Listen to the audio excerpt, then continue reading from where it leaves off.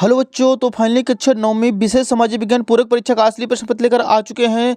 तो बच्चों को बिल्कुल भी टेंशन नहीं लेनी है। यदि आपने इस क्वेश्चन पेपर को सॉल्व कर लिया तो 100% गारंटी है कि आपके 75 में 75 नंबर आने वाले हैं। आपका एक भी नंबर कहीं पास घटने वाला नहीं है। तो चलिए बच्चों, बिना टाइम वेस्ट किए हम आपको दिखाने वाले। आप देख सकते हैं पेपर का फ्रंट पेज कुछ इस टाइप का होने वाला है एंड नेक्स्ट पेज से यहाँ पे क्वेश्चन दिए गए हैं। सो यहाँ पे सबसे पहले हमारे सामने प्रश्न 1 है, सही विकल्प का चयन करके लिखिए। क्वेश्चन नंबर फर्स्ट है, कर्क रेखा किस राज्य से होकर नहीं गुजरती है? इसका आंसर हो जाएगा ऑप्शन नंबर द त्रिपुरा। प्रश्न 2 है, भारत में खारे पानी की सबसे बड़ी झील कौन सी है? इसका आंसर करना बच्चों ऑप्शन नंबर ब चिल्का झील। प्रश्न 3, भारतीय वन अधिनियम कब लागू किया गया था? इसका आंसर हो जाएगा 1868 में। प्रश्न 4, भारत का संविधान कब बना था? तो इसका आंसर हो जाएगा बच्चों ऑप्शन नंबर ब 26 नवंबर 1949। प्रश्न 5वां है, भारत के नागरिकों को कितने मौलिक अधिकार प्राप्त थे? तो इसका आंसर हो जाएगा बच्चों ऑप्शन नंबर द 6। पालमपुर की मुख्य क्रिया है, तो इसका आंसर हो जाएगा ऑप्शन नंबर 1 खेती। तो बच्चों यहाँ पे प्रश्न क्रमांक 1 से 6 तक कंप्लीट हो चुके हैं। इसका आप लोग स्क्रीनशॉट ले लीजिए। नेक्स्ट क्वेश्चन देखिए, अगले पेज पर दिया गया है। यहाँ पे हमारे सामने दिया गया है, सबसे पहले रिक्त स्थानों की पूर्ति कीजिए। पहला प्रश्न है, एक स्थलीय भाग जो 3 ओर से घिरा हो प्रायद्वीप कहलाता है। दूसरा प्रश्न है, भारत में सबसे पहले जनगणना 1872 में की गई थी। तीसरा क्वेश्चन है, द सोशल कॉन्स्ट्रक्ट की रचना जक्योयस ने की थी। चौथा है, राइका समुदाय के लोग समूह में रहते हैं। पांचवा हो जाएगा, भारत में संसद के 2 सदन हैं। छठवां प्रश्न है, भारत के नगरीय क्षेत्रों में अधिकांशतः आवासीय बेरोजगारी है। तो यहाँ पे दूसरा प्रश्न भी कंप्लीट हो चुका है। इसका भी आप लोग स्क्रीनशॉट ले लीजिए। नेक्स्ट देखिए बच्चों, प्रश्न 3 है, सत्य और असत्य कथन लिखिए। पहला है, भारत के उत्तर में स्थित पड़ोसी देश चीन, नेपाल और भूटान है, तो हो जाएगा सत्य। दूसरा है, मासिन राम विश्व में सबसे अधिक वर्षा वाला क्षेत्र नहीं है, तो ये हो जाएगा बच्चों सत्य। तीसरा है, 2011 में भारत का जनसंख्या घनत्व 382 व्यक्ति प्रति वर्ग किलोमीटर था, तो ये भी हो जाएगा सत्य। चौथा प्रश्न है, भारत दुनिया का सबसे बड़ा लोकतंत्र नहीं है, तो ये भी हो जाएगा सत्य। पांचवा है, रंग भेद नस्ली भेदभाव पर आधारित व्यवस्था का नाम है, तो ये हो जाएगा असत्य। छठवां है, प्रत्येक मानव एक कीमती राष्ट्रीय संसाधन है, तो ये भी हो जाएगा असत्य। तो बच्चों इसमें पांचवा और छठवां हो जाएंगे सत्य, बाकी सारे हो जाएंगे सत्य। अगला प्रश्न देखिए, क्वेश्चन नंबर 4 है, सही जोड़ी मिलाइए। एक साइड है आ, दूसरे साइड है बा। पहला क्वेश्चन है, नर्मदा नदी को उद्गम स्थल है, तो इसका आंसर करना बच्चों हमें ऑप्शन नंबर 4 अमरकंटक। दूसरा प्रश्न है, भारत में जीव मंडल निश्चय की संख्या है, तो इसका आंसर होगा 18 है। तीसरा प्रश्न है, प्रथम विश्व युद्ध हुआ था 1914 में। चौथा प्रश्न है, राष्ट्रीय मतदाता दिवस, तो इसका आंसर हो जाएगा बच्चों 25 जनवरी को मनाते हैं। पांचवा है, संगठन और संघ बनाने की स्वतंत्रता का अधिकार है। छठवां है, स्वर्ण जयंती ग्राम स्वराज योजना का आरंभ हुआ था, तो 1999 में हुआ था। तो यहाँ पे चौथा प्रश्न भी कंप्लीट हो चुका है। इसका भी आप लोग स्क्रीनशॉट ले लीजिए। नेक्स्ट देखिए बच्चों, अगला क्वेश्चन नंबर 5 है हमारे सामने। यहाँ पे प्रश्न क्रमांक 5, एक वाक्य में उत्तर लिखिए। पहला क्वेश्चन है, विश्व का सबसे बड़ा एवं तेजी से वृद्धि करने वाला डेल्टा कौन सा है? दूसरा प्रश्न है, फ्रांस की क्रांति कब आरंभ हुई थी? तो इसका आंसर होगा 5 मई 1789। तीसरा प्रश्न है, वायसराय की संधि किस सन में हुई थी? तो इसका आंसर हो जाएगा 28 जून 1919 में। चौथा क्वेश्चन है, दक्षिण अफ्रीका में रंग भेद का विरोध किसने किया था? तो इसका आंसर हो जाएगा बच्चों महात्मा गांधी ने। पांचवा प्रश्न है, भारतीय सेना का मुख्य कमांडर कौन होता है? तो इसका आंसर हो जाएगा भारत के राष्ट्रपति होते हैं। छठवां क्वेश्चन है, भारत में राशन कार्ड कितने प्रकार के हैं? तो 4 प्रकार के हैं।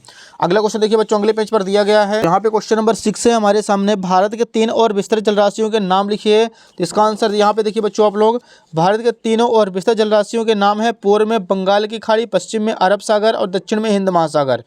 अगला प्रश्न 7वां है, मानसूनी वर्षा की कोई 2 विशेषताएं लिखिए। इसका आंसर लिखना में, मानसूनी वर्षा कृषि के लिए बहुत अहम है। दूसरा जगह, मानसूनी वर्षा अनियमित और अनिश्चित होती है, तो ये जगह 7वें का आंसर। अगला प्रश्न देखिए बच्चों, 8वां का आप लोग अथवा कर लीजिए, एकदम सिंपल है। नीम और तुलसी के एक एक औषधि उपयोग लिखिए। तो यहाँ पे आप लोग देख सकते हैं, इसका आंसर लिखना, नीम लीवर की गंदगी साफ करता है और तुलसी लीवर को मजबूत बनाती है, तो यह जगह उत्तर क्रमांक 8वां का अथवा। प्रश्न 9वां है, मैंग्रोव वन की विशेषताएं लिखिए, कोई 2। इसका आंसर करना बच्चों पहला हो जाएगा, मैंग्रोव वनों में कई तरह के पेड़ पौधे और झाड़ियाँ पाई जाती हैं। दूसरा हो जाएगा, मैंग्रोव वनों में कई तरह के जीव जंतु रहते हैं। अगला प्रश्न 10वां देखिए, जैकोबिन क्लब के सदस्य कौन थे? तो इसका आंसर यहाँ पे लिखना है, जैकोबिन क्लब के सदस्य मुख्यतः छोटे दुकानदार तथा कारीगर होते थे, जैसे जूता चप्पल बनाने वाले और नौकर व दिहाड़ी मजदूर आदि थे, जो समाज के कम श्रमसाध्य हिस्से में आते थे। तो हो जाएगा बच्चों 10वें का आंसर। अगला प्रश्न देखिए बच्चों, 11 नंबर हमारे सामने अगले पेज पर दिया गया है, एकदम सिंपल आसान है। खूनी रविवार की घटना क्या थी? तो इसका आंसर आप लोग यहाँ पे देखिए, रूस के सेंट पीटर्सबर्ग में 22 जनवरी 1905 को हुई थी। इस दिन जार की सेना में शांतिपूर्ण मजदूरों और उनके परिवारों के जुलूस पर गोलियां चलाई थी, यही है खूनी रविवार की घटना। प्रश्न 12 है, युद्ध से जंगल क्यों प्रभावित होते हैं? इसका आंसर लिखना है युद्ध के समय जंगलों में आग लग सकती है जिससे वनस्पति और जीव जंतु नष्ट हो जाते हैं, इस प्रकार जंगल प्रभावित होते हैं। प्रश्न 13 है वयस्क मताधिकार क्या है?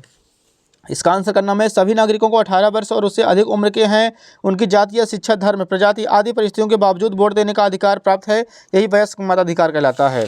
अगला क्वेश्चन नंबर 14 है पंथ निरपेक्ष संविधान क्या है? तो इसका आंसर देखिए बच्चों हमें लिखना है भारतीय सरकार धर्म के मामले में तटस्थ रहेगी और सभी धर्मों के प्रति निष्पक्षता का भाव रखेगी, यही धर्मनिरपेक्ष है। अगला प्रश्न 15 देखिए गठबंधन सरकार किसे कहते हैं? इसका आंसर ये देखिए बच्चों 15 का आंसर जब एक से ज़्यादा राजनीतिक दल मिलकर सरकार बनाते हैं तो उसे गठबंधन सरकार कहा जाता है। तो ये बच्चों उत्तर क्रमांक 15, इसका भी आप लोग स्क्रीनशॉट ले लीजिए। अगला प्रश्न देखिए बच्चों यहाँ पे 16 नंबर है अर्थव्यवस्था के तृतीय क्षेत्र से आप क्या समझते हैं? इसका आंसर देखिए 16 का अर्थव्यवस्था का तृतीय क्षेत्र सेवाओं का उत्पादन करने वाला क्षेत्र है, इसे सेवा क्षेत्र भी कहा जाता है, इसमें शिक्षा, स्वास्थ्य आदि सेवाएं शामिल होती हैं, तो इस जगह 16 का आंसर। नेक्स्ट देखिए बच्चों 17 नंबर क्वेश्चन है मानव पूंजी निर्माण में स्वास्थ्य की भूमिका क्या है? इसका आंसर यहाँ पे देखिए आप लोग मानव पूंजी निर्माण में स्वास्थ्य की अहम भूमिका होती है, यह न केवल व्यक्तियों की शारीरिक भलाई को दर्शाता है बल्कि समाज में पूरी तरह से भाग लेने की क्षमता को भी दर्शाता है। क्वेश्चन नंबर 18 है रेशम मार्ग पर टिप्पणी लिखिए। तो ये देखिए बच्चों यहाँ पे आंसर इसका 18 का रेशम मार्ग से बड़े पैमाने पर चीन के रेशम यूरोप, अफ्रीका तथा एशियाई देशों में भेजे जाते थे, इसलिए इस मार्ग का नाम रेशम मार्ग यातायात शुल्क जूट कहा जाता है। रेशम मार्ग के जरिए रेशम, चाय, भारतीय मसाले, कपड़े, कीमती पत्थर, सोना, चांदी, शराब आदि का व्यापार होता था।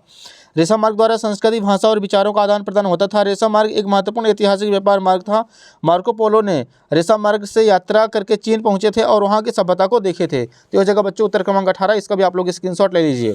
अगला प्रश्न देखिए बच्चों 19 नंबर है औपनिवेशिक सरकार ने बेकार भूमि को कृषि योग्य बनाने के लिए क्या योजना बनाई? तो यहाँ पे लिखना हमें ऐसी जमीन जिसमें ना कोई लगान मिलता था ना ही उत्पादन होता था को अंग्रेजों को ने बेकार माना था, उसे कुछ खास लोगों को दे दी गई थी और कृषि कार्य हेतु उन्हें प्रोत्साहित किया गया था। कुछ लोगों को गांव का मुखिया बना दिया गया था ताकि वे उस जमीन पर खेती के कार्य को अच्छे ढंग से कर सकें।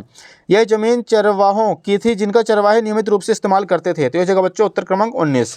अगला देखिए प्रश्न बच्चों 20 नंबर है भारत के राष्ट्रपति को कौन कौन सी शक्तियाँ प्राप्त है? इसका आप लोग अथवा कर लीजिए। प्रधानमंत्री पद के लिए क्या क्या योग्यताएं हैं? एकदम आसान, एकदम सिंपल, आप लोगों से आता होगा वैसे भी पहले से।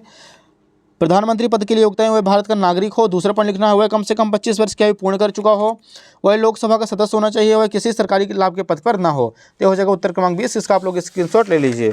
अगला प्रश्न देखिए बच्चों 21 नंबर हमारे सामने है भारत के मानचित्र में निम्नलिखित को दर्शाइए। तो यहाँ पे 21 नंबर बच्चों मानचित्र वाला क्वेश्चन है। नेक्स्ट देखिए 22 नंबर प्रश्न भारतीय संविधान द्वारा नागरिकों को कौन कौन से मौलिक अधिकार दिए गए हैं, किन्हीं चार को समझाइए। तो यहाँ पे लिखना है भारतीय संविधान द्वारा नागरिकों को निम्न मौलिक अधिकार दिए गए हैं। पहला हो जाएगा समानता का अधिकार, इस अधिकार के द्वारा प्रत्येक नागरिक को कानून के समझ समानता तथा भेदभाव, अस्पृश्यता और उपाधियों का अंत कर दिया गया है। सरकारी नौकरियों में बिना जाति, धर्म आदि का भेदभाव किए बिना समानता है। दूसरा लिखना है स्वतंत्रता का अधिकार, स्वतंत्रता के अधिकार के अंतर्गत नागरिकों को भाषण देने तथा विचार प्रकट करने, देश में किसी भी स्थान किसी भी समय घूमने फिरने आदि की स्वतंत्रता है। तीसरा हो जाएगा शोषण के विरुद्ध अधिकार, इसके अंतर्गत लिखना है इस अधिकार के अनुसार मानव के क्रय विक्रय किसी से बेचकर तथा 14 वर्ष से कम आयु के बच्चों को कारखानों खानों किसी खतरनाक धंधे पर कार्य कराने पर रोक लगाई गई है। चौथा है बच्चों धार्मिक स्वतंत्रता का अधिकार, किसी भी व्यक्ति को अपने धर्म को मानने, उसका पालन करने और उसका प्रचार करने की आज़ादी देता है, यह एक मौलिक अधिकार है। तो हो जाएगा बच्चों उत्तर क्रमांक 22। लास्ट क्वेश्चन देखिए बच्चों 23 नंबर है भारत में निर्धनता के क्या कारण है, समझाइए।